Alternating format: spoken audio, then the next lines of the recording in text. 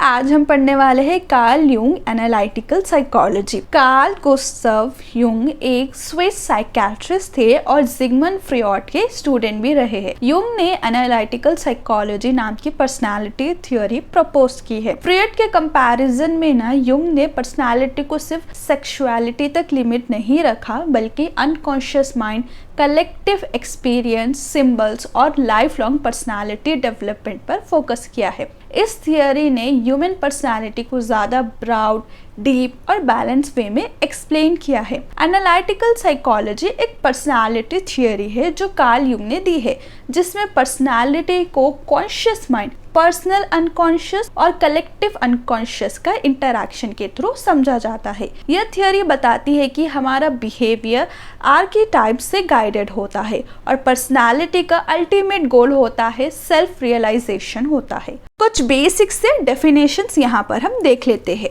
पहला है collective unconscious, यानी कि हमारे माइंड का वो हिस्सा जो जन्म से होता है और सब ह्यूमन बीइंग्स में ना कॉमन होता है, जो हमारे पर्सनल एक्सपीरियंस से नहीं बनता है। हर कल्चर में ना कोई हीरो होता है एंड कोई विलन होता है, ओके ना। एंड एनालिटिकल साइकोलॉजी का मतलब है चीज़ों को तोड़कर समझना, पर्सनालिटी के लेयर्स को समझना, और इसका फाइनल गोल होता है सेल्फ रियलाइजेशन। ठीक है, कॉन्शियस होता है जो हमें पता होता है कि हमारे जो थॉट्स है, फीलिंग्स है, हम किस बारे में अवेयर है, वो होता है हमारा कॉन्शियस। कलेक्टिव अनकॉन्शियस होता है ये एक्सपीरियंस जो पर्सनालिटी को हमारी शेप करती है। पर्सनल अनकॉन्शियस होता है जो हमारे रिप्रेस डिजायर्स और मेमोरीज होते हैं, ओके ना। आर्कीटाइप्स यानी कि सिंबल्स और पैटर्न, ओके। एंड नेक्स्ट है हमारा सेल्फ रियलाइजेशन।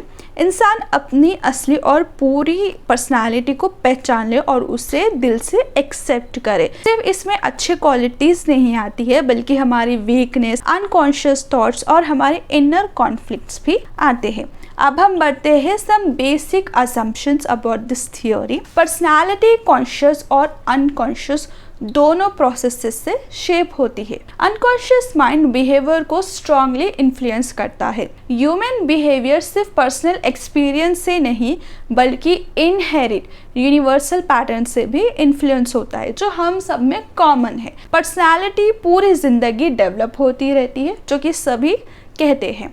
युंग के अकॉर्डिंग लिबिडो सिर्फ सेक्सुअल एनर्जी नहीं, बल्कि एक जनरल लाइफ एनर्जी है। यानी कि स्ट्रक्चर ऑफ पर्सनालिटी, युंग ने ना पर्सनालिटी को 3 टाइप्स में डिवाइड किया। कॉन्शियस, जो कि हमारा होते हैं thoughts, perception, the ego of the centre. दूसरा है पर्सनल अनकॉन्शियस, जो कि हम फॉरगेट हो जाते हैं, रिप्रेस्ड हो जाते हैं, हमारे इमोशनली चार्ज एक्सपीरियंस, जो कि ऑर्गेनाइज्ड होते हैं एक होल कॉम्प्लेक्स में। अंडरस्टूड, समझ में आया। Collective unconscious, a deeper inherent layer of unconscious common to all human beings, consist of archetypes। ये मैंने आपको पहले वीडियो की स्टार्टिंग में एक्सप्लेन किया है, ओके ना। आर्कीटाइप्स वो यूनिवर्सल और इनहेरिट पैटर्न्स होते हैं जो कलेक्टिव अनकॉन्शियस में प्रेजेंट होती है। What is collective unconscious? ये पर्सनल एक्सपीरियंस होते हैं जो पर्सनालिटी को शेप करते हैं, ओके ना। मेजर आर्कीटाइप्स होते हैं पर्सोना, वो मार्क्स जो हम सोसाइटी के सामने पहनते हैं ताकि सोसाइटी हमें एक्सेप्ट करे।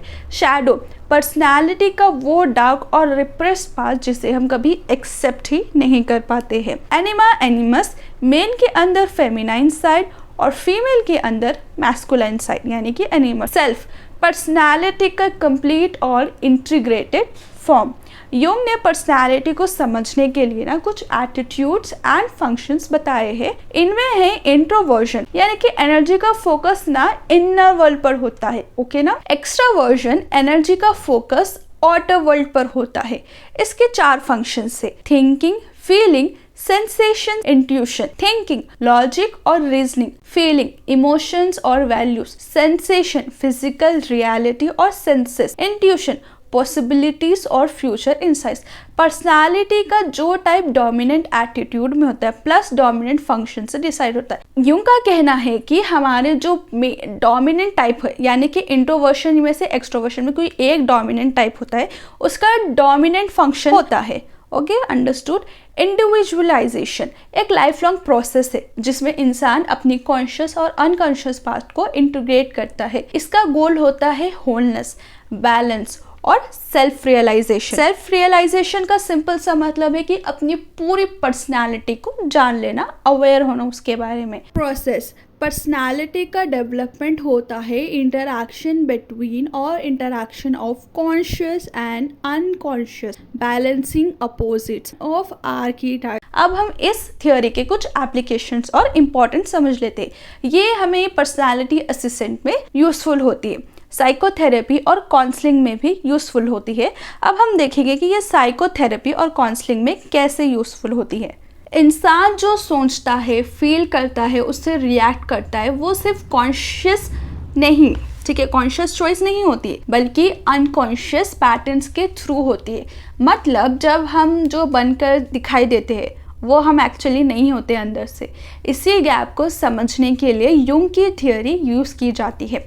अब रियल लाइफ वर्किंग एग्जाम्पल से समझो। जब क्लाइंट थेरेपी में आता है तो वो anxiety, relationship problems, identity confusion, repeated life patterns, ठीक है ना, ये सब शो करता है। तो थेरेपिस्ट सिर्फ सिम्टम्स नहीं देखता बल्कि पूछता है इस प्रॉब्लम के पीछे कौन सा अनकॉन्शियस पैटर्न एक्टिव है। फॉर एग्जाम्पल, फेक फील करना। ये थियोरी बताती है कि पर्सोना ज़्यादा स्ट्रॉन्ग है।